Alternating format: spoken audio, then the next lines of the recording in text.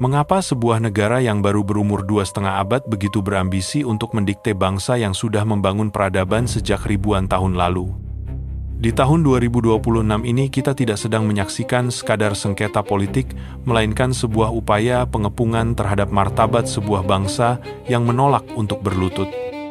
Washington baru saja merobek sisa-sisa kepercayaan internasional dengan menyiapkan 5 skenario untuk melumpuhkan Iran, seolah-olah kedaulatan sebuah negara bisa dihapus begitu saja dari sejarah hanya dengan menekan satu tombol, digital.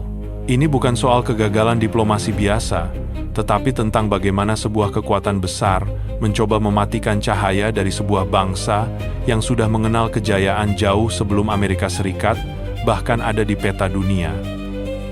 Ketika satu pihak datang membawa senjata, pihak lainnya berdiri tegak dengan membawa nafas sejarah yang panjang, dan kita semua tahu bahwa sejarah selalu memiliki daya tahan yang jauh lebih kuat dibandingkan sekadar mesiu. Tindakan agresif Amerika ini sebenarnya adalah bentuk keputusasaan untuk membungkam negara yang tidak bisa mereka beli atau mereka jinakkan dengan cara apapun. Namun apa sebenarnya yang terkandung dalam 5 rencana rahasia Amerika yang diklaim mampu melenyapkan fungsi sebuah negara dalam hitungan hari? Mari kita bedah bagaimana Washington menyusun strategi untuk menghapus eksistensi sebuah bangsa dari panggung abad 21.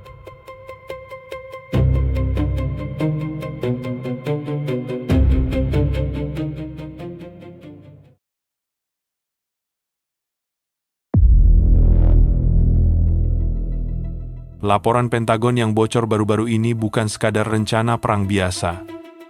Bayangkan seorang peretas yang mencoba menghapus seluruh data penting di dalam komputer Anda hanya karena Anda menolak menjual rumah kepadanya. Itulah yang sedang dilakukan Amerika Serikat kepada Iran saat ini. Mereka tidak berniat melakukan pertempuran terbuka yang adil di medan laga, melainkan melakukan aksi terorisme teknologi yang dirancang untuk melumpuhkan seluruh fungsi sebuah negara modern dari jarak jauh. Apakah wajar jika sebuah kekuatan dunia menggunakan keunggulan teknologinya hanya untuk mencuri masa depan bangsa lain yang menolak untuk tunduk? Washington menyiapkan 5 skenario yang bekerja secara bersamaan untuk membuat Iran menghilang dari radar kemajuan abad 21. Pertama, mereka akan membutakan sistem radar pertahanan udara agar langit Iran tidak lagi memiliki perlindungan dari serangan luar. Kedua, mesin-mesin industri dan pabrik pertahanan akan dihancurkan secara sistematis agar mereka tidak bisa memproduksi apapun untuk bertahan hidup. Ketiga, serangan siber besar-besaran akan memutus jaringan internet dan aliran listrik sehingga jutaan penduduk terjebak dalam kegelapan total. Keempat, mereka mencekik seluruh jalur perdagangan lewat blokade ilegal untuk memastikan tidak ada kebutuhan dasar yang bisa masuk ke sana. Dan sebagai serangan pamungkas, mereka berencana meledakkan pusat riset sains untuk memastikan Iran kehilangan akses pada kemajuan teknologi selama beberapa dekade ke depan. Bagi rakyat Iran, ancaman ini adalah bukti nyata bahwa di mata Barat, kedaulatan negara lain hanyalah sebuah gangguan kecil yang harus segera disingkirkan dari jalan mereka. Mereka tidak ingin mengalahkan militer Iran secara ksatria. Mereka ingin menghapus eksistensi fungsi sosial dan ekonomi negara itu secara total hingga tidak bersisa. Washington tidak sedang merencanakan perang konvensional, mereka sedang merencanakan penghapusan hak hidup sebuah bangsa secara digital dan fisik. Namun, rencana penghapusan ini justru menabrak satu realitas geografis yang membuat Amerika Serikat sangat frustrasi, karena mereka tidak bisa mengontrol gerbang utama dunia yang kuncinya dipegang erat oleh Teheran.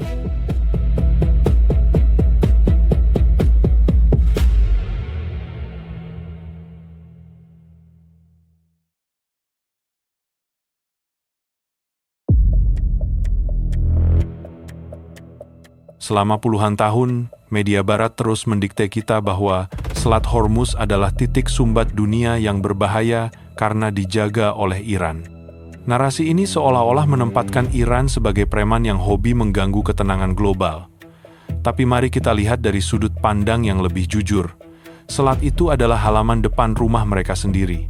Bayangkan jika ada orang asing dari benua lain tiba-tiba marah karena Anda mengunci pagar rumah Anda sendiri, padahal dia hanya ingin lewat dengan bebas sambil membawa barang-barang jarahannya. Siapa sebenarnya yang menjadi pengganggu di sini? Apakah pemilik rumah yang menjaga gerbangnya, atau tamu tak diundang yang datang membawa senjata sambil mengatur siapa yang boleh masuk dan keluar. Kehadiran kapal induk Amerika Serikat yang berlayar ribuan mil dari negaranya justru merupakan provokasi nyata yang mengancam stabilitas kawasan. Iran memiliki hak penuh secara hukum dan sejarah untuk memastikan keamanan di wilayah perairannya tanpa perlu didikte oleh siapapun. Bagi Teheran, menjaga selat ini bukan tentang niat jahat untuk mengancam ekonomi dunia, melainkan bentuk pertahanan diri agar tidak ada lagi perampok berseragam yang bisa seenaknya menguasai jalur hidup mereka. Mereka hanya ingin memastikan bahwa kunci rumah mereka tetap berada di tangan mereka sendiri, bukan di tangan pihak asing yang punya hobi melakukan intervensi militer kapanpun mereka mau. Ketegasan Iran di gerbang laut ini sebenarnya adalah pesan kuat bahwa zaman di mana satu negara bisa mengatur jalur perdagangan negara lain demi kepentingannya sendiri sudah berakhir. Mereka menolak untuk menjadi pelayan bagi ambisi energi Amerika yang ingin mengontrol isi dompet setiap negara melalui penguasaan keran minyak global. Di wilayah Teluk, Amerika Serikat hanyalah tamu yang tidak diundang, sementara Iran adalah pemilik kunci yang sah atas tanah dan air mereka sendiri. Namun, keberanian Iran untuk menjaga gerbang rumah mereka ini ternyata dianggap belum cukup berbahaya oleh Washington, sampai mereka melihat apa yang sedang dikembangkan Iran di dalam laboratorium sains mereka.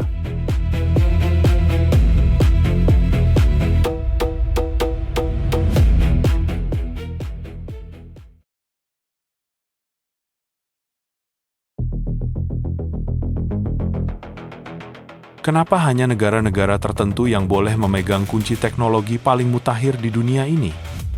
Bagi Iran, tuntutan Washington agar mereka menghentikan program nuklirnya bukan tentang keamanan dunia, melainkan bentuk rasisme teknologi yang nyata. Bayangkan, sebuah negara dilarang menggunakan api sama sekali hanya karena tetangganya takut mereka akan membakar hutan.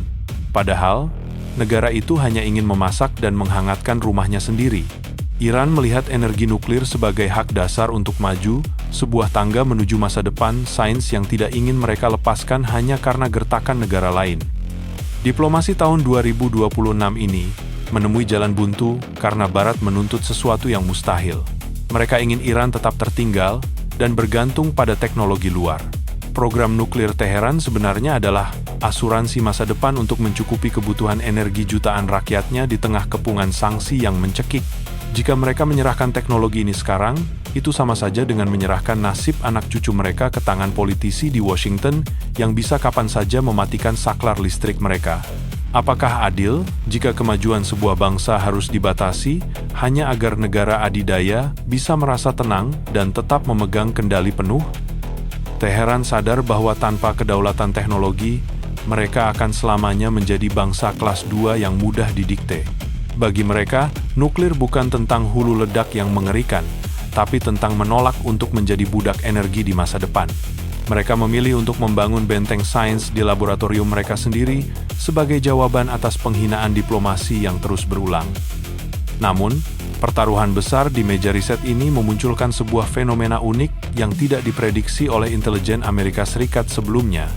Bagaimana mungkin sebuah negara yang sudah babak belur dihajar sanksi selama puluhan tahun justru bisa melahirkan inovasi militer yang membuat Pentagon berkeringat dingin?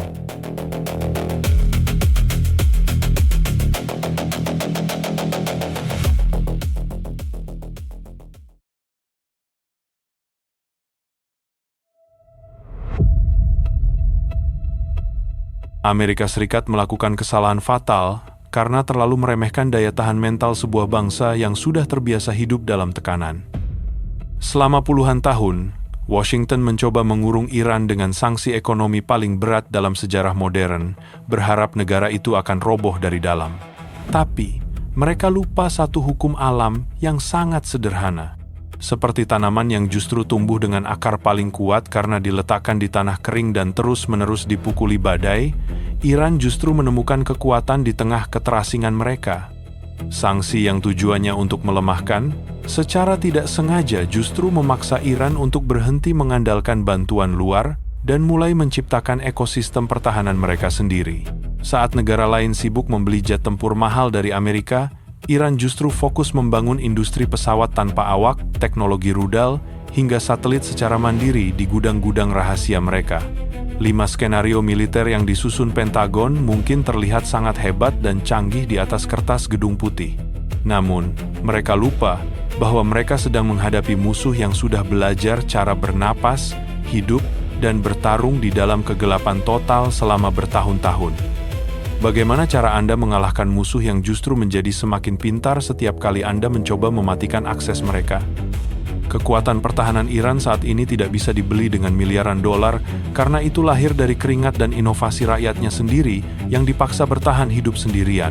Strategi tekanan maksimal dari Amerika ternyata tidak membuat Iran bertekuk lutut, melainkan justru melahirkan sebuah kekuatan baru yang sangat sulit untuk diprediksi titik lemahnya.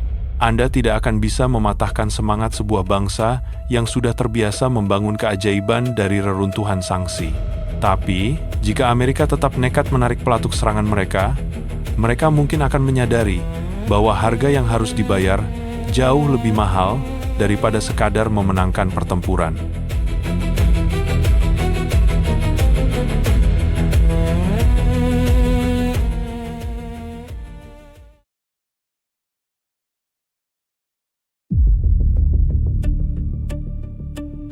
Jika Washington benar-benar nekat menarik pelatuk 5 skenario militer itu, mereka sebenarnya sedang melakukan tindakan bunuh diri ekonomi. Bayangkan seseorang yang melempar granat ke dalam ruangan kecil untuk membunuh musuhnya, tanpa sadar bahwa ledakan itu juga akan meruntuhkan atap yang melindungi dirinya sendiri.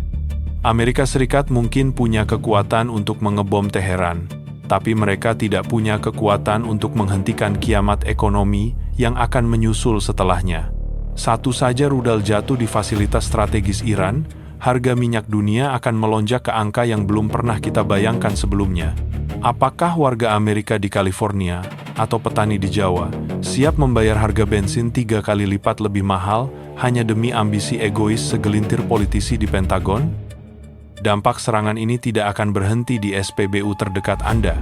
Dunia hari ini sudah terlalu terhubung untuk sebuah perang skala besar di Teluk.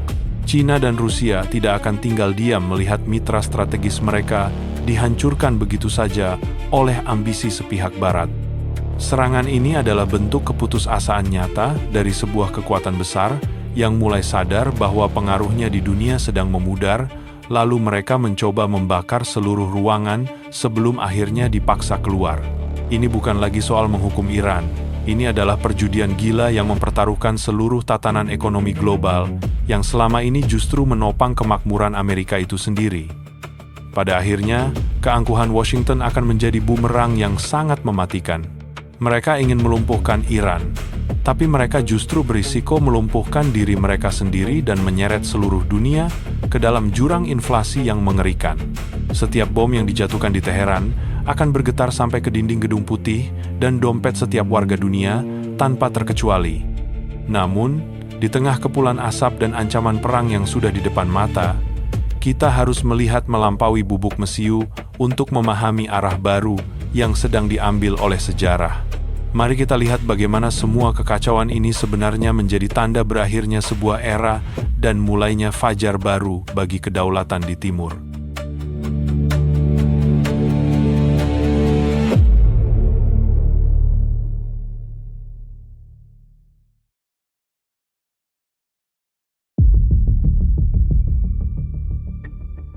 Pada akhirnya, krisis di tahun 2026 ini mengajarkan kita satu hal penting, bahwa zaman di mana satu negara bisa mendikte nasib bangsa lain melalui ancaman senjata sudah berakhir. Iran telah membuktikan bahwa kedaulatan tidak bisa dibeli dengan bantuan asing dan tidak akan bisa hancur hanya karena gertakan militer. 5 skenario Amerika mungkin sudah siap di atas meja Pentagon, tapi nyali dan sejarah sebuah bangsa yang sudah berdiri ribuan tahun tidak akan pernah bisa dihitung oleh algoritma perang manapun. Apakah kita sedang menyaksikan akhir dari era diplomasi, atau justru awal dari sebuah dunia baru di mana keberanian untuk berkata tidak adalah kekuatan yang paling mematikan? Saat fajar menyingsing di Teluk nanti, kita akan melihat siapa yang benar-benar berdiri kokoh, apakah sang tamu yang datang dari jauh membawa bom, atau sang pemilik tanah yang sudah tidak punya tempat lagi untuk mundur. Tetaplah kritis dalam melihat lapisan realitas di balik setiap konflik dunia. Kami Geonarasi. Sampai jumpa di analisis tajam berikutnya.